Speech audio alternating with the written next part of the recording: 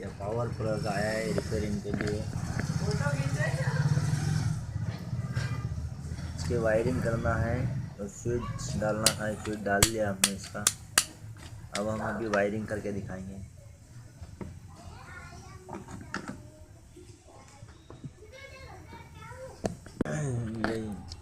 ये इसका मेन हो गया। यहाँ से एक टांग ये वाली, एक टांग ये ऊपर वाली स्विच की हम जोड़ देंगे। उसके बाद में ये केबल मेन, इसका एक ये जो प्लस वाला है ये इसके सेकंड टांग में जोड़ देंगे।